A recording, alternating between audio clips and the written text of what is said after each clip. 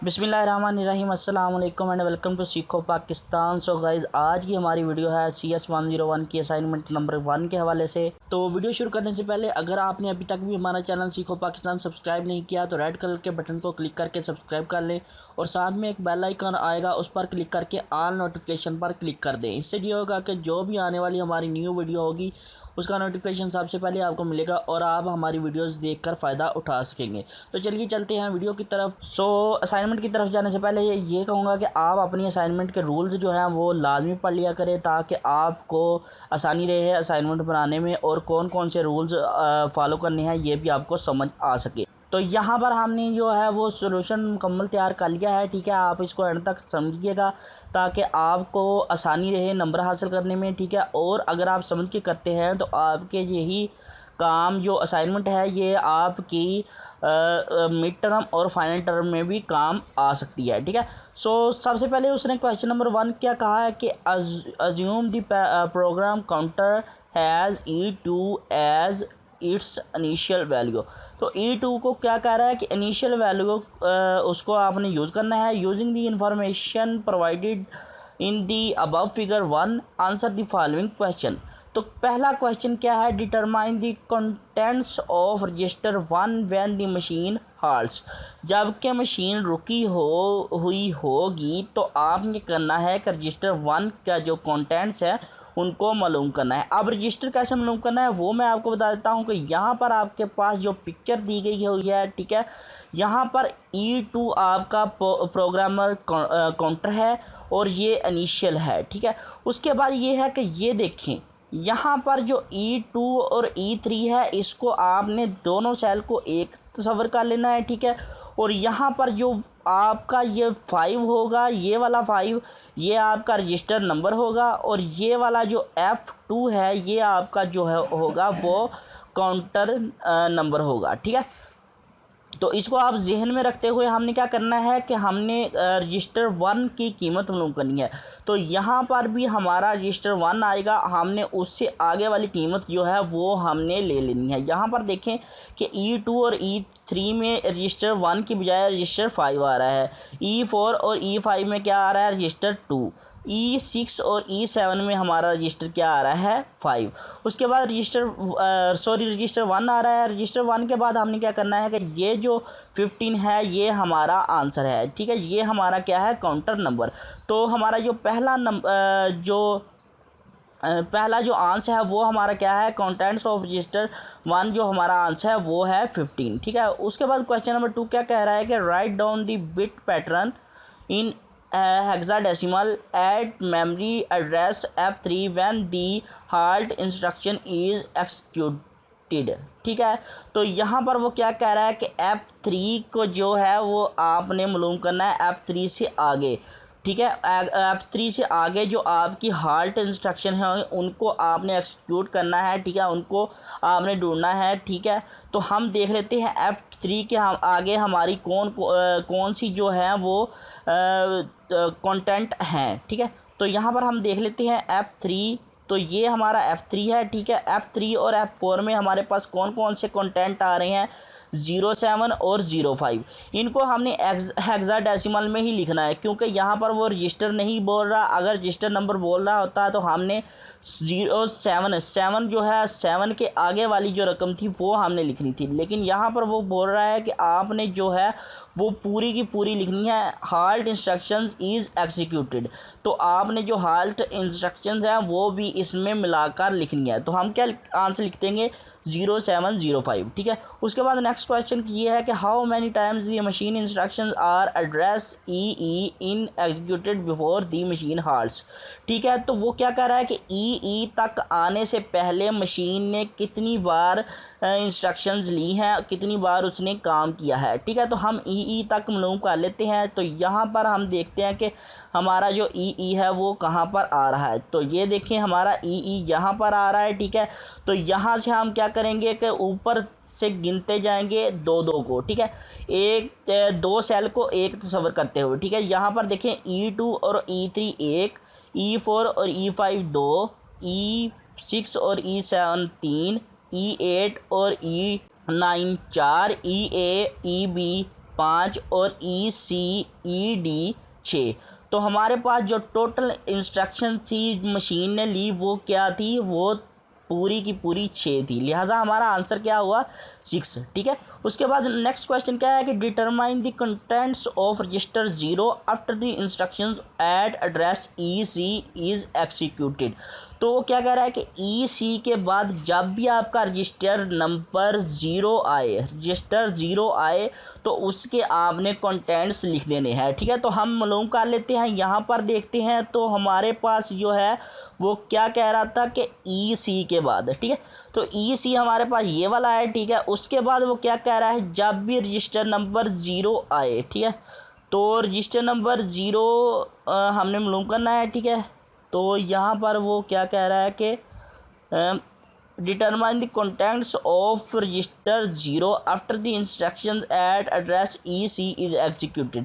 तो EC पर हमने मालूम करना है, क्या मालूम करना है, जो हमारा रजिस्टर नंबर 0 होगा उसके बाद हमने क्या मालूम करना है, अपना कंटेंट्स मालूम करने हैं। यहाँ पर देखें तो हमारा EC यहाँ पर आ रहा है। ठीक है, और जब के ये दोनों जो हैं वो नीचे हैं हमारे, इनमें से हमने क्या करना है, रजिस्टर नंबर भी मालूम करना है और कंटेंट्स भी मालूम करना है। यहाँ पर रजिस्टर नंबर क्या है 0 और कंटेंट हमारा क्या आएगा, कंटेंट हमारा आएगा 91। ठीक है, तो 91 हमारा कंटेंट आएगा। यहाँ पर हम 91 लिख देते हैं, सॉरी यहाँ पर थोड़ी सी मिस्टेक हो चुकी है। ठीक है, तो आप भी इसको लाजमी दुरुस्त कीजिएगा, क्योंकि अगर आप नीचे वाले 10 रजिस्टर नीचे भी है यहाँ पर, ठीक है, तो उसका आंसर जो है वो 00 आता है। लेकिन मैंने गौर नहीं किया कि यहाँ पर ऊपर भी एक रजिस्टर 0 है और उसका आंसर क्या आ रहा है 91। ठीक है, तो नेक्स्ट क्वेश्चन पर चलते हैं। नेक्स्ट क्वेश्चन क्या है कि determine the contents of register 2 when the instruction eight address F0 is executed. तो F0 के बाद जो रजिस्टर आए, F0 के बाद जो रजिस्टर आएंगे उनमें से आपने रजिस्टर 2 को के कंटेंट्स लिख देने हैं। ठीक है, तो हम F0 ढूंढते हैं पहले, तो F0 हमारे पास ये है। ठीक है, उसके बाद नीचे अगर हम जाएं तो यहाँ पर हमारा जो है वो रजिस्टर नंबर 2 आ रहा है और इसका आंसर क्या आ रहा है 07। लिहाजा हम क्या लिख देंगे, आंसर 07। तो यहाँ पर हमारा जो क्वेश्चन नंबर 2 है वो हल हो चुका है। ठीक है, उसके बाद हम क्या करते हैं, क्वेश्चन नंबर 2 पर चलते हैं। तो क्वेश्चन नंबर 2 पर चलते हैं। यहाँ पर क्वेश्चन नंबर 2 का जो जो है वो क्या है कि perform the binary addition on given number. ठीक है, तो गिवन नंबर पर आपने क्या करना है, बाइनरी एडिशन परफॉर्म करना है। ठीक है, तो बाइनरी एडिशन परफॉर्म करने के लिए आपको अपनी बुक में से ढूंढना पड़ेगा। ठीक है, यहाँ पर आप अगर ढूंढ लेंगे तो आपको इंशाल्लाह आसानी रहेगी। तो हम क्या करते हैं, यहाँ से ढूंढ लेते हैं अपना जो होगा बाइनरी एडिशन। तो हम यहाँ पर लिख के सर्च कर लेते हैं बाइनरी एडिशन। ठीक है, तो बाइनरी एडिशन में यहाँ पर हमारा मॉड्यूल जो है वो 23 भी काम कर जाएगा। लेकिन अगर हमारे पास जो है वो आ रही है रकम बटे में, यानी कि तकसीम में आ रही है, तो फिर हमारे पास जो काम करेगा मॉड्यूल, वो मॉड्यूल काम करेगा 24। ठीक है, तो 24 मॉड्यूल को आप अच्छे तरीके से देख लें कैसे वर्क कर रहा है। ठीक है, और कैसे आपने इसमें लिखना है। तो सेम आपने वही मॉड्यूल यूज़ करते हुए अपनी असाइनमेंट में लिख देना है। यहाँ पर देखें मैंने मॉड्यूल यूज़ किया है। ठीक है, तो ये वाली हमने क्या किया है, यहाँ पर आपने 16 यूज़ करना है। ठीक है, और 1/16 यूज़ करना है। तो ये देखें 2 की पावर 4, 2 की पावर 3, 2 की पावर 2, 2 की पावर 1 और 2 की पावर 0। तो 2 की पावर 4 में हम क्या लिखेंगे 16, 2 की पावर 3 में लिखेंगे 88 और 2 की पावर 4 में 2 में लिखेंगे 4, 2 की पावर 1 में लिखेंगे 2 और 2 की पावर 0 में लिखेंगे 1। ठीक है, और यहाँ पर हम क्या लिखेंगे, मॉड्यूल को देखते हुए मॉड्यूल में देखें कि यहाँ पर मॉड्यूल में लिखा हुआ है कि अगर 1 आए तो उसका आंसर 1 होगा, अगर 2 आए तो उसका आंसर 0 होगा, अगर 4 आए तो उसका आंसर 1 होगा, अगर 8 आए उसका आंसर 0 होगा, और अगर 16 आए तो उसका आंसर क्या होगा 1 होगा। ठीक है, तो हमने उसी तरतीब से लिखा है कि 16 का 1, 8 का 0, 4 का 1 और 2 का 0 और 1 का 1। ठीक है, उसके बाद रेडिक्स के बाद हमारा जो आंसर बनेगा वो क्या है कि 2 की पावर -1 में क्या लिखेंगे हम, एक तो 1/2 लिखेंगे। उसके बाद ये है कि 1/2 के नीचे उन्होंने मॉड्यूल में हमें क्या दिया है 1, ठीक है, और 1/4 में हमें क्या दिया है 0, ठीक है, और 1/8 में हमें क्या दिया है 1, लिहाजा 1/16 में हमारा पास आंसर क्या आ जाएगा 0, ठीक है। तो हमारा जो पहले क्वेश्चन का आंसर होगा, जो पहला यूज़ और पहले यूज़ का जो पहला हिस्सा होगा उसका आंसर हमारे पास ये आ चुका है, ठीक है। नेक्स्ट हिस्सा क्या है कि उसमें हम क्या करेंगे, ये वाले एक 1/4 का मूव करेंगे तो यहाँ पर 4 लिख देंगे, 2 लिख देंगे और 1 लिख देंगे, ठीक है। उसके बाद वही मॉड्यूल यूज़ करते हुए 1 आएगा तो 1 आंसर, 2 आएगा 0 आंसर और 4 आएगा तो 1 आंसर, ठीक है। रेडिक्स के बाद वही तरतीब जो आप हमने ऊपर लिखी थी वही चीज़ नीचे लिख देंगे तो हमारा आंसर आ जाएगा 101.10, ठीक है। तो उसके बाद हम क्या करेंगे, अगर हम इस हिस्से तक भी लिख देते हैं तो हमारा आंसर दुरुस्त होगा और हमें ये मार्क्स मिल जाएंगे। लेकिन मैं आपको ये तजवीज़ करूँगा कि आप आगे जो बाइनरी एडिशन है वो लाजमी परफॉर्म करें, क्योंकि असल में उन्होंने हमें परफॉर्म बाइनरी एडिशन करने के लिए ही कहा है, ठीक है। तो हमने जो बाइनरी एडिशन करना है, ठीक है। बाइनरी एडिशन करके हमारे पास जो आंसर आता है वो ये है, ठीक है। उसके बाद नेक्स्ट क्वेश्चन क्या है, convert the following binary number into ASCII code and then into its equivalent decimal representation, ठीक है।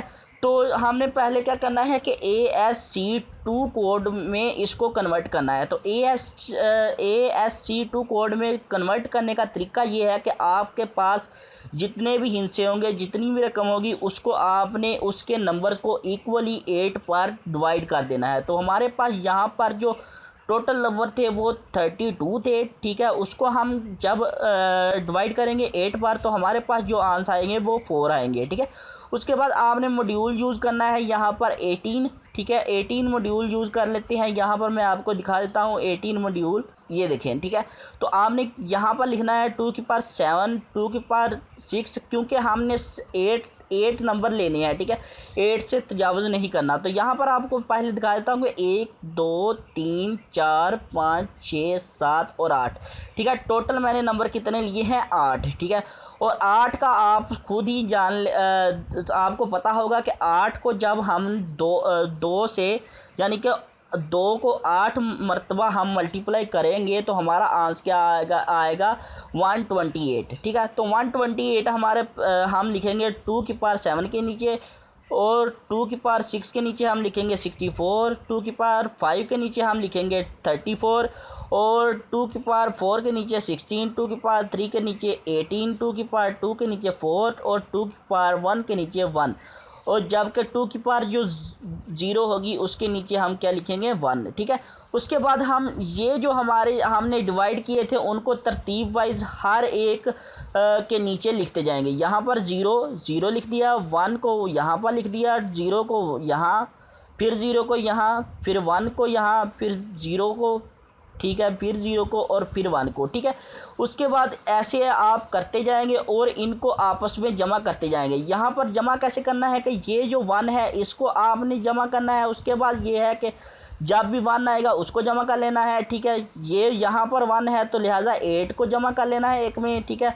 और यहाँ पर 1 है तो इसको भी जमा कर लेना है। जो पीछे हमारा आंसर आएगा 8 और 1 को जमा करते हुए हमारा आंसर आया था 9, और उसमें 64 जमा करेंगे तो हमारा आंसर क्या आ जाएगा 73, ठीक है। उसके बाद हम यही तरतीब दोहराएंगे बार बार तो हमारा आंसर आता जाएगा। पहले का आंसर आएगा 73, दूसरे का 65, तीसरे का 77 और चौथे का हमारा आंसर आएगा 92, ठीक है। अब हमने क्या करना है, अब हमने मालूम करना है जो कि इक्विवेलेंट डेसिमल रिप्रेजेंटेशन है उसको ढूंढना है। उसको ढूंढने के लिए आपको क्या करना पड़ेगा कि आपको गूगल पर जाना पड़ेगा। गूगल पर आपने क्या करना है, यहाँ पर लिखना है ASCII टेबल, ठीक है।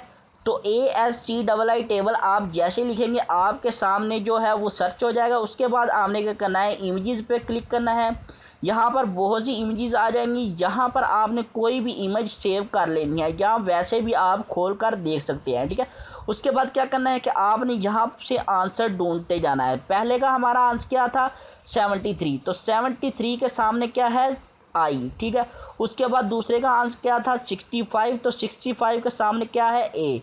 उसके बाद तीसरे का आंसर क्या था 77, 77 के सामने क्या है एम, ठीक है। उसके बाद ये है कि चौथे का आंसर हमारे पास क्या था 92, और 92 के सामने क्या है ये स्लैश है, ठीक है। तो इसको आपने ऐसे ही लिख देना है जैसे टेबल में लिखा है कि 73 के सामने आई, 65 के सामने ए, 77 के सामने एम और 92 के सामने स्लैश, ठीक है। लिहाजा हमारा जो फाइनल आंसर बनेगा इस पूरी रकम का वो हमारा आंसर बनेगा ये वाला आई एम स्लैश, ठीक है। आई ए एम और फिर स्लैश, ठीक है। तो ये हमारी वीडियो थी, ठीक है। इसको एक मरतबा, दो मरतबा, तीन मरतबा देख के अच्छी तरह से समझ लें ताकि आपको जो आपकी असाइनमेंट है वो हल करने में आसानी रहे और आप इंशाल्लाह फुल मार्क्स ज़रूर हासिल कर सकेंगे, ठीक है। तो वीडियो को लाइक करें, दोस्तों के साथ शेयर करें, चैनल को सब्सक्राइब करना मत भूलिएगा। इंशाल्लाह मिलते हैं नेक्स्ट वीडियो में, तब तक के लिए अल्लाह हाफिज़।